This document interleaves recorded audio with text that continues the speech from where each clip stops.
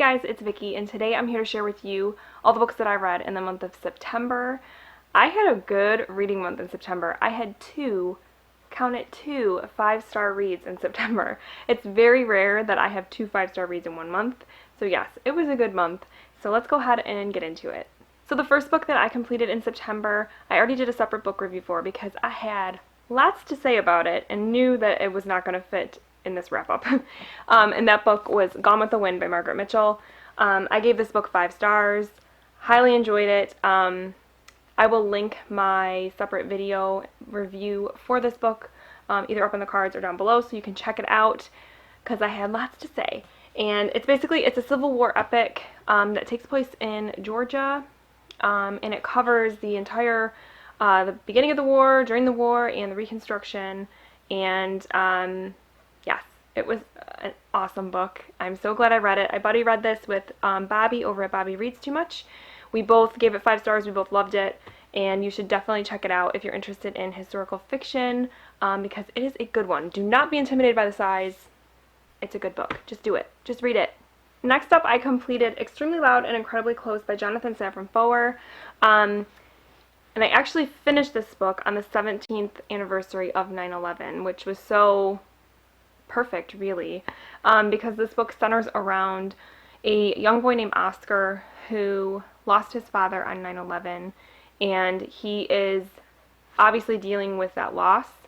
And he had this kind of game, I guess you could say, that he played with his father, where his father would send him out on these kind of adventures. And they had started one right before his dad died. And so he is trying to figure it out, and this adventure kind of takes him around New York City, and he's meeting all these different people. It takes him all through the 5 boroughs, and it was just a really good story. A great story about New York, for one. Being someone that loves to visit New York, maybe not live there, but I love visiting the city. I thought that this book was great for that, and I think it was one of those books that was like uplifting but also heartbreaking because Oscar lost his father, like I said, on 9/11, and he never really got closure in terms of a proper, burial and whatnot for his dad because they never found him, which is so incredibly sad, and is the case for probably so many people that lost loved ones that day, that they basically were burying empty coffins, and so it's a heavy book, and finishing it on 9/11, the anniversary of 9/11, was also just, just brings back a lot of emotions, because it was a very emotional time in our country and in the world, really. It affected everyone, and this book captures that, I think, in a beautiful way. And Oscar is such an interesting character. He's 9 years old, but he has kind of an old soul. He's just kind of different, and so the way he talks to people and stuff is just, it was just really cool, and I really liked this book. I gave it 4 out of 5 stars. The only thing that didn't jive so much with me was there was kind of this secondary story dealing with 2 other characters. So I don't want to say who because I don't know if that would spoil anything. But that particular storyline was kind of confusing, to be quite honest. And I wasn't entirely sure why it was so important and had to be in the story. I kind of just wanted Oscar's story.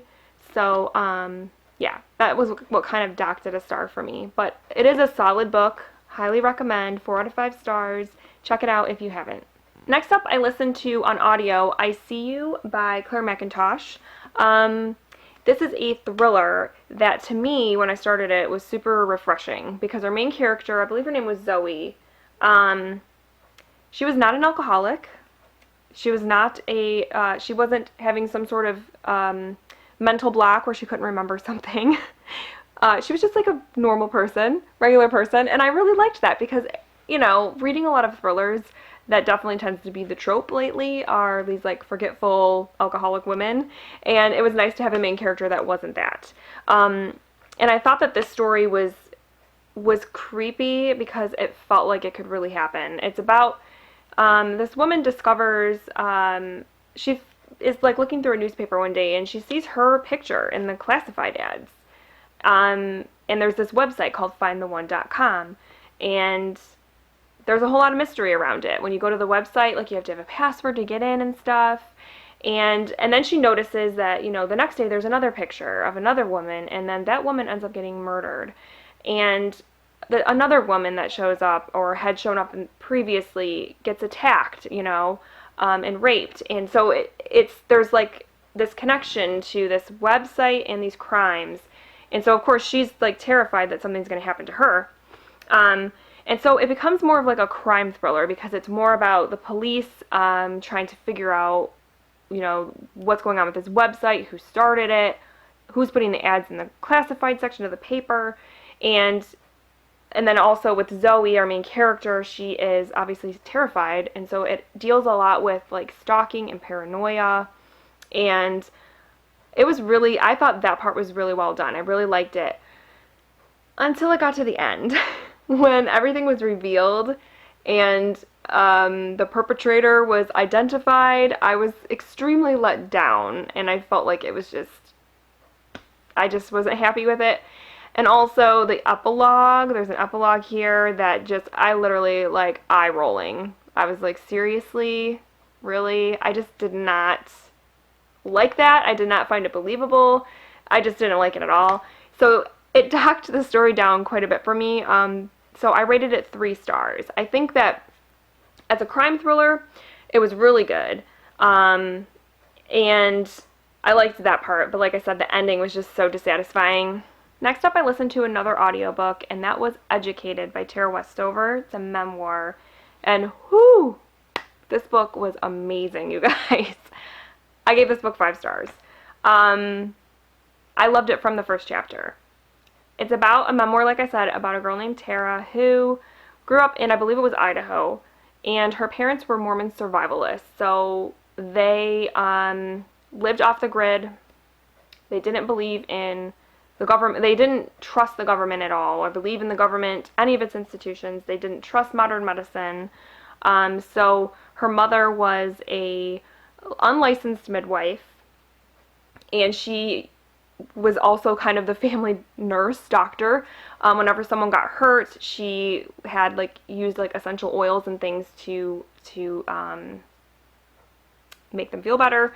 And Tara never stepped foot inside a school. And so just that there, just had me scratching my head, how can you grow up that way in modern America, not going to school? Because it's such a, to most people, it's such an important thing and such a respected institution.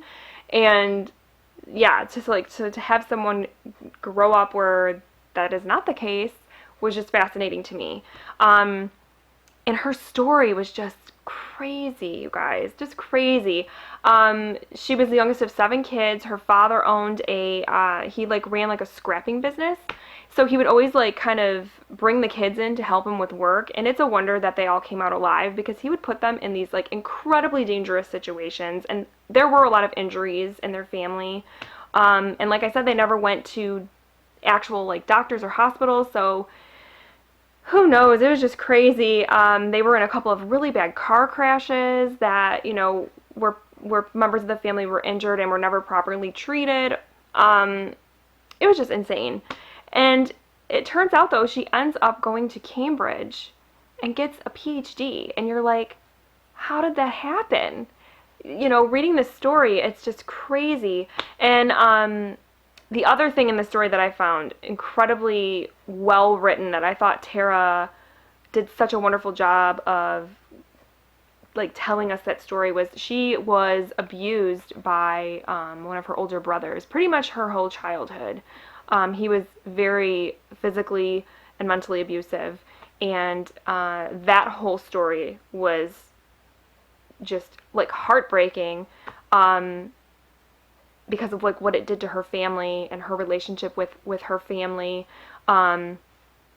It was a fantastic book, you guys. The writing was so good. It was so well written. Like I said, I was just drawn in from chapter 1. I was just couldn't believe it.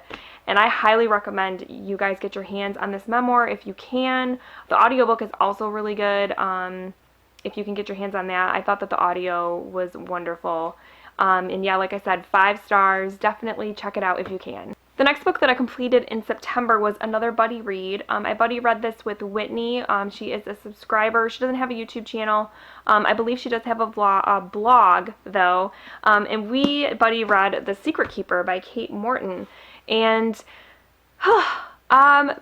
conflicting things about this book because it's so strange, because when I started this book, I'm not gonna lie, I was kind of bored. Guys. It's about a girl who, when she's 16 years old back in the 60s, she witnesses this crime take place on her property that has to do with her mother. And 50 years later, it jumps to like 50 years later, her mother is 90 and she's dying, and she wants to know what happened that day, and why the crime occurred, and just this, the circumstances surrounding it. And so she kind of starts to do her own investigating, because her mother is, has having like mental lapses and stuff where she doesn't remember things. And so she's not really like a reliable source for information. And so it jumps back and forth in time to World War II and then back to the present, and you learn what happened. So at the beginning of the book, though, I had a really hard time getting into it. And I was kind of bored. And I was kind of like, why is everybody just like gushing about this book? I don't understand it. And Whitney kind of felt the same way, because she was having the same struggle. And I was reading some reviews on Goodreads, and a lot of the reviews I read said, the first part, it's kind of a slow start, just stick with it. And I did. And it took me till about 200 pages, which is almost like the halfway point, before it really started to pick up. And yeah, when it started to pick up, it was great. By the end of this book, it was like one of those where you're like, oh my gosh, it was so good. You kind of like clutch the book to your chest. This was like one of those books. It ended, everything was just tied up so nicely, which I don't always like, but I thought it worked for this book. I loved the way that the story kind of weaved in and out through time, and how the things that you kind of learned about or heard about in the beginning of the book, where you thought that they were a certain way, your perception of them was one way, it was completely different by the end of the book. You were so wrong. Everything you thought you knew, you were so wrong. And I really liked that. And another big thing that I liked about this was the idea that Kate Morton explored in this book, with the idea that parents and grandparents, are kind of our elderly. We forget sometimes that they had this entire life before us. They were children once, they were adolescents, they, did crazy things, and, all of that kind of stuff. And we kind of forget about that sometimes, and we forget about their stories and their histories sometimes. I'm one of those people, like, I love to hear, like, my parents and grandparents talk about when they were young and tell me stories about when they were young, because it's just fascinating to me. And amazingly, they have some pretty good stories. So this book definitely touches on that idea, and I really loved that. And it turned out to be a really good book. But just beware, it is a very slow start. Give it a chance, because the payoff is great. And I gave it 4 out of 5 stars. Next up, I listened to another audiobook, and that was I Am by Maggie O'Farrell. And this was another memoir. And what was really cool about this memoir is the way that it was organized. Maggie O'Farrell wrote it in a way that was just so interesting. It was 17 different stories or instances in her life when she had near brushes with death. And every story was a different part of her body. So for example, there was a story about, called Neck, and the story has to deal with how she almost died because of, something that happened to her neck. And the whole thing is like that, and it's non-linear, so it jumps around throughout her life.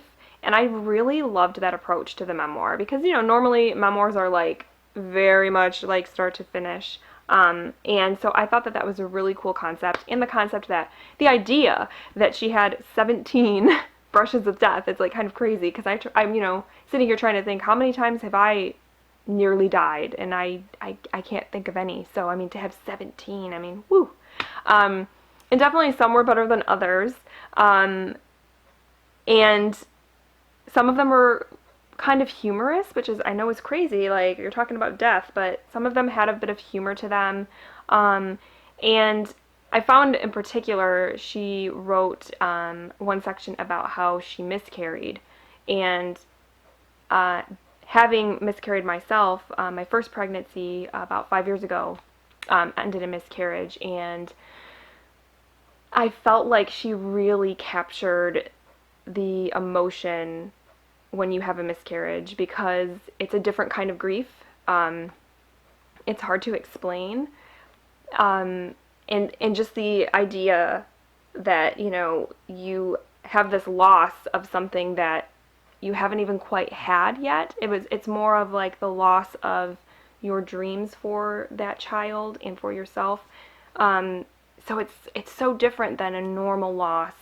And she wrote about it so well, and I just really loved it. There's also a section at the very end of the book where she talks about her daughter.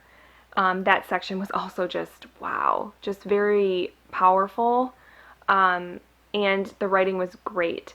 I really enjoyed this memoir. There were times, though, certain stories that I just didn't click with, or that because I was listening to it, I maybe zoned out a little bit. And at some points, she sounded a little bit pretentious. But overall, it was a good memoir, and like I said, the format is just so unique. I would definitely recommend it, and I gave it 4 out of 5 stars. And the last book that I read this month was another buddy read. I buddy read this one with Katie from Girl About Library, and we read The Line That Held Us by David Joy. And this one, like, I have to say first off that the timing to read this book was like perfect timing, because of when it takes place in the book. It's about a guy named Darrell who is hunting illegally on someone's land in Appalachia, and he accidentally shoots a person. He mistakes him for a wild pig, I believe, and yeah, he accidentally kills him.